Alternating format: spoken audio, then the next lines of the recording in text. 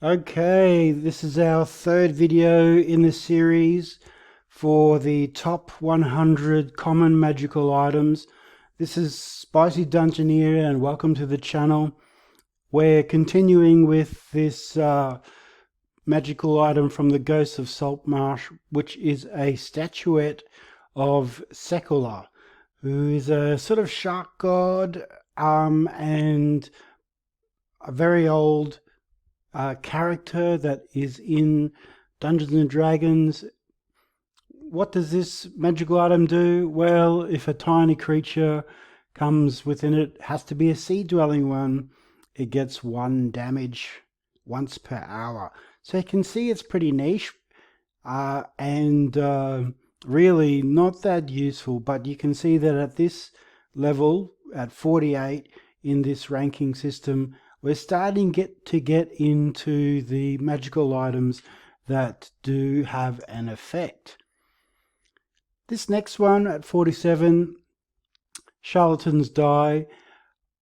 I don't know whether it would be useful in my game or for one of my characters, but you could roleplay it so that this character, made a lot of money gambling with this dice. Perhaps there's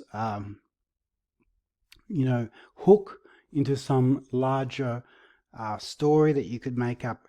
But I don't know, for me it wouldn't be that useful, which is why I haven't put it up higher than this. But for other people, I can imagine, if you want to play something with a bit of gambling or, a bit of a Western one, which involved that, maybe it would be useful. The Orb of Direction, well, it's sort of like a compass, really. It's a magical compass, and I just wonder whether it has to be magical or whether it could just be a compass. That would be interesting.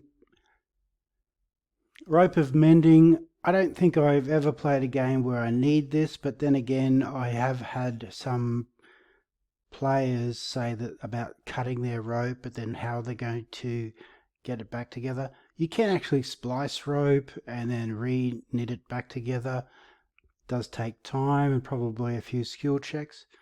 So I'm not sure if it's that useful, but it does have some applications.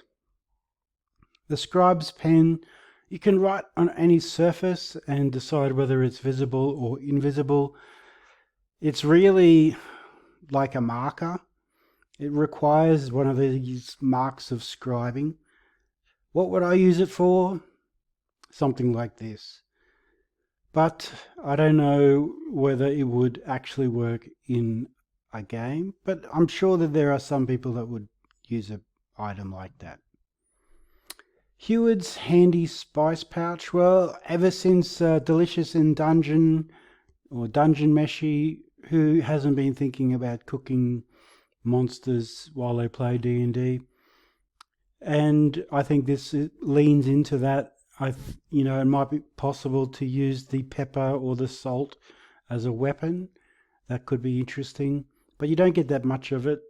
Still, it's producing something out of nothing, and it has some charges which it gets back every day, so it's ranking a little higher on the list. The Lantern of Tracking, well, it's interesting. It tells you that a particular type of creature is around by turning its flame green. It doesn't give you any exact locations. I'm not sure how useful it would be. I guess it's interesting. Instrument of Scribing. I could imagine this being used for a espionage, which is why I ranked it at this level, remembering that I am thinking about a campaign that involves a lot of politics, and I'll be talking about that more. It's in the it has its own playlist. The Tanket of Sobriety. I could imagine this being used in espionage, in that you'd be drinking but remaining sober while you get the other person drunk. So it's got some use, not a lot, but a little. The Illuminators Tattoo has some interesting, but it's all about this writing again, and you can write with your finger as if it was ink, and it can become invisible. Once again, it's got some useful applications for espionage, but otherwise it's pretty boring. The Instrument of Illusions, though, starts to get a little bit more interesting, especially since if you can make pictures, the message that you send can be more detailed. This would do well with a bard, but really any character with a performance with a musical instrument would have some fun with this one, I think. The Spell Shard is sort of like a USB for the brain. You get to put one book in it, 320 pages. You could use your spell book if you're a wizard. So I guess it's got an interesting little flavour for a wizard. Boots of False Tracks. This one is actually interesting. You know, if you're playing an outdoor adventure type and you need to get away from people who are tracking you, this could be a useful tool. So I think we are at 36. We are starting to get into some items which do have a very useful thing that they could contribute to your character, but it's still pretty situational. Ersatz Eye. This artificial eye replaced one that was lost or removed. I think this is good. I think we needed stuff like this in the game because it opens up doors for role playing with, you know, characters that have got injuries that they get healed, or get these sort of prosthetic items to help them.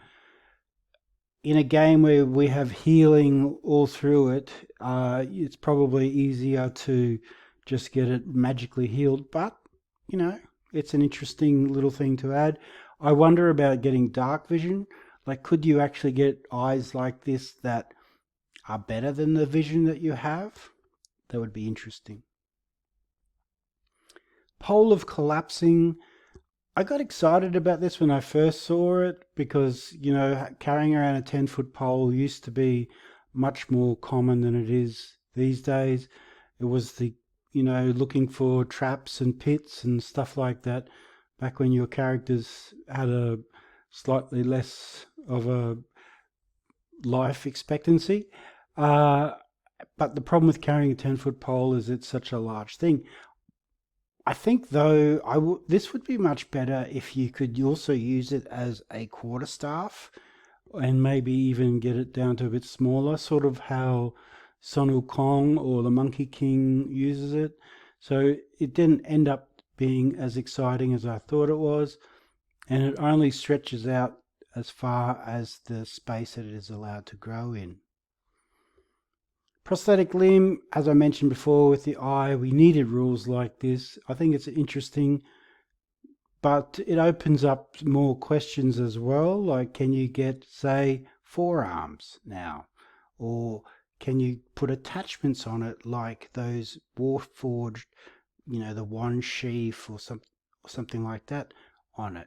You know, I think there's more potential for that sort of thing in the game if you're going to, which is great, don't get me wrong, if you're going to have these things, which we need, basically, especially if we're going to have Vorpal swords and swords of sharpness.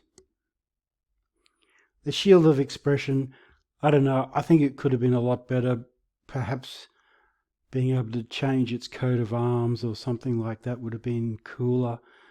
The smiley face shield is a bit boring. It doesn't act as anything else except for the shield. At least it's a shield, though. Armor of Gleaming, well, it never gets dirty in a campaign where everybody's a noble and your appearance might matter. Like I'm planning, it could be more useful, that's true. That's why I've given it probably a little bit more of a bump, but if you're not wearing armor, it's going to be lower on your list. The talking doll is just creepy, but it's got some potential for some fun role-playing with these 6 things that have conditions. You could make up the conditions, so basically if there's some opportunities for some fun times and some funny scenarios. The Tanket of Plenty basically is another one that produces beer out of nothing. So I worked it out, and basically you could make 2 silver a day, a little bit over 2 silver a day. You can check my math. It might even be more. So because it's a rich dwarven ale, so that's enough to cover a poor lifestyle. But that you might just want to drink it, you know. The Lock of Trickery is something you probably find in a dungeon rather than the characters carrying it around, but certainly once they start getting their own houses and castles and chests and things like that, they might be interested in buying a lock like this. Shiftweave, having 5 different outfits could help with some sort of espionage or stealth mission, and so I could see it becoming useful here. The key charm is pretty niche. It requires a mark, and it also has attunement. It only works for those 3 spells: Alarm, Arcane Lock, and Glyph of Warning. The armor, I thought it was cooler, but then it became less cool. It's only when you take the armor off. Doff means take it off. It's not when you're putting it on. So it can't be taken on and off quickly. It's just taken off. The map case, I don't know. I mean, Acquisitions Incorporated seems to have a lot of sort of office-related magical items which are perhaps a little bit boring for me, but they might fit right into your game.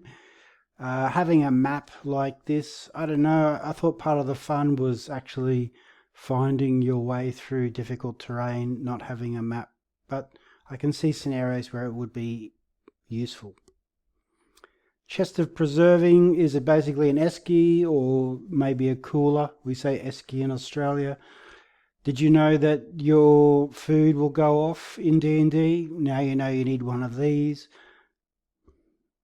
Everbrite Lantern. Now this is starting to get more useful. So basically a lantern that is always on, and it is a bullseye lantern. So I could see a human or some other character without dark vision really needing this. The voting kit is a weird one because you can fit a tool kit in it, and so it's sort of like a bag of holding for one toolkit. And then you can cast Charm Person once per day. I'm not sure how that works together, but there you have it. The Masquerade Tattoo. Well, I mean, it's got this disguise self, which is once a day. And so I think there is some real usefulness to it, especially in an espionage campaign. So it's interesting to see how disguise, charm, and writing seem to be able to be put on the common tier of magical items, whereas permanent combat is less common. We have another charm from the Strixhaven Curriculum of Chaos with another disguise self spell. This one's a bit different because you have a choice between the 1 hour or the 6 hours. But if you use the 6 hours, the spell, when the spell ends, the item becomes non-magical. So in that case, it's almost like a one-use item for that long. But still, it's just a small silver pin, so that's good. So, what do you think? Let me know in the comments. I'm really enjoying doing this. It took me a long time. It's taken me all week to get all this information together and do the research in order to put them into your ranks.